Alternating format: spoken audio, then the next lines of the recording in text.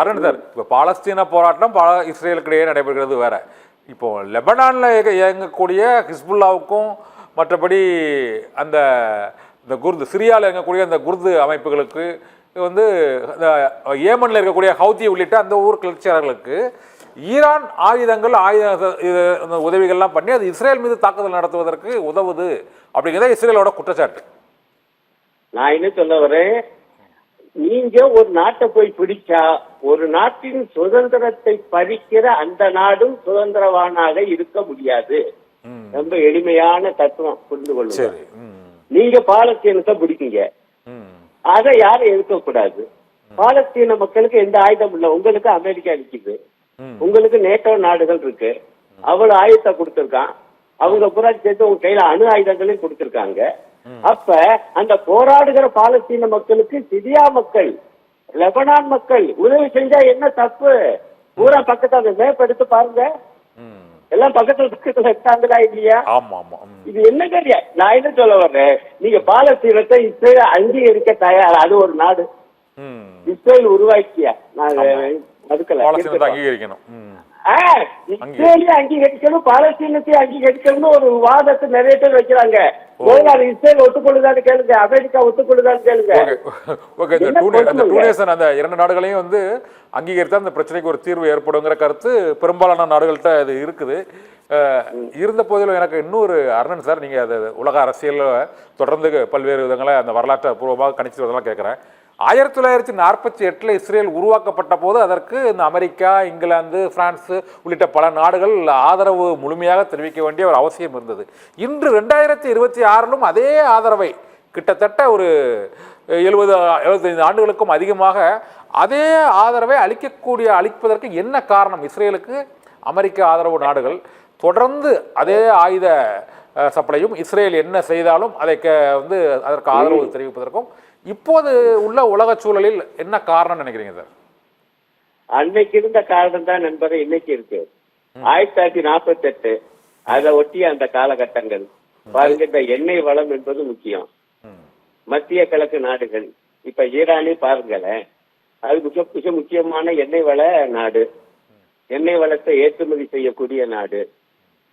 அப்ப அந்த மாதிரியான நாடுகள் தங்களுடைய கண்ட்ரோல்ல இருக்கணும், தங்களுக்கு எரிசக்தி வேணும், எண்ணெய் வளம் தங்களுக்கு கிடைக்கணும். அப்ப அவங்களுக்கு அது ஒரு வகையான ஏகபோகம் ஆயிடுதுல. எண்ணெய் வளம் மத்திய கிழக்குல தான் இருக்கு, அமெரிக்காவுக்கு வேணும், ஐரோப்பாவுக்கு வேணும். இங்க வந்து தொழிற்சாலைகள் இருக்கு, இங்க டிரான்ஸ்போர்ட் போக்குவரத்து இயங்கணும். அப்ப அவங்ககிட்ட இருந்து வாங்கணும்னா அவங்கள அரசியல் ரீதியா ராணுவ ரீதியா மிரட்டி வைக்கணும். அதுக்காக உருவாக்கப்பட்ட நாடுதான். வேறு சில சித்தாந்த மத ரீதியான விஷயம்லாம் இருக்கு, நான் நேரம் கருதி அதுக்குள்ள போகல. அடிப்படையாக பொருளாதார காரணத்துக்காக அங்க நம்மால ஒரு ஆள் இருக்க முடியா, மத்திய கிழக்குல நமக்கான ஒரு ஆள் இருக்கணும்னு அவங்க திட்டமிட்டு இதை உருவாக்குனாங்க. இஸ்ரேல்ல எண்ணெய் வளம் இருக்குதா? அந்த அளவுக்கு எண்ணெய் வளங்கள்லாம் இருக்குதா? இயற்கை எண்ணெய் வளம் எண்ணெய் வளம் இல்ல, அது வந்து அமெரிக்கா மற்றும் நேட்டோ நாடுகளுக்கான அவங்களுடைய கையால் பூமி போல.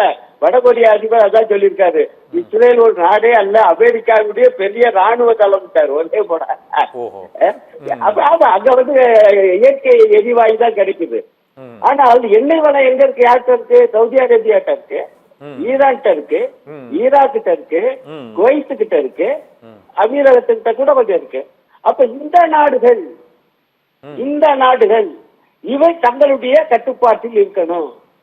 அதற்காக இஸ்ரேலை வச்சு மிரட்டி இந்த வேலையை தான். அதனாலதான் 48 இருந்து இன்னைக்கு வரைக்கும் இஸ்ரேலுக்கு அவ்வளவு உதவி பண்ணிட்டு இருக்காங்க. ராணுவ ரீதியா சின்ன நாடு தான். உங்களுக்கு ஒரே ஒரு புள்ளி உரம் தர்றேன், பல பேருக்கு தெரியாது.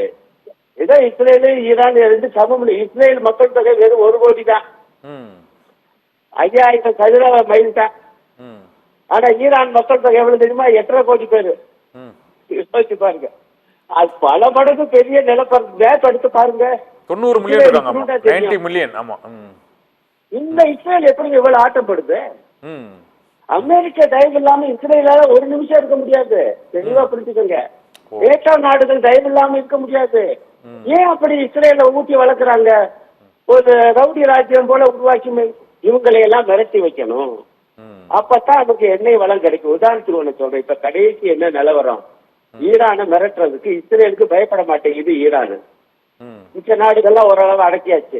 ஓ. அப்ப அவங்க என்ன சொல்றாங்க, நீ வந்து நான் சொல்றபடி கேட்கணும். அவர் சொல்றாங்க ட்ரம்ப், நான் அணு ஆயுத தடை மசோதா ஒண்ணு தயார் பண்ணி நீட்டினேன், இந்த ஈரான் அதிபர் கையெழுத்து போட மாட்டேன்ட்டாரு.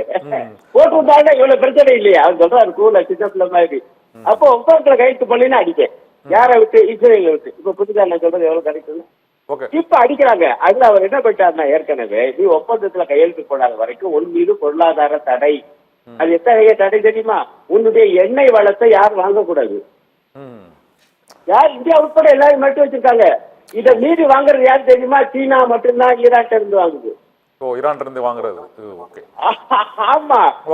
இப்போ சீனா ஏன் ஈரான் ஆதரிக்க வேண்டி இருக்குன்னா, அவங்க வந்து நல்ல சகாய வேற நாடு வாங்க மாட்டேங்குது ஈரான் இருந்து. அமெரிக்கா மிரட்டல்னால சீனா நிறைய வாங்குது. சகாய விலையில சீனாவுக்கு எண்ணெய் சப்ளை பண்றது ஈரான். அதனால அவங்க ஆதரவு. இப்ப சீனாவை ஒடுக்கணும்னா ஈரானை பிடிக்கணும், அல்லது ஈரான ஆட்சி மாற்றம், இவங்களுக்கு வேண்டிய ஆள் வரணும். அந்த மாதிரி கொண்டு வந்தா சீனாவை மிரட்டலாம். அரசியல் இருக்கு.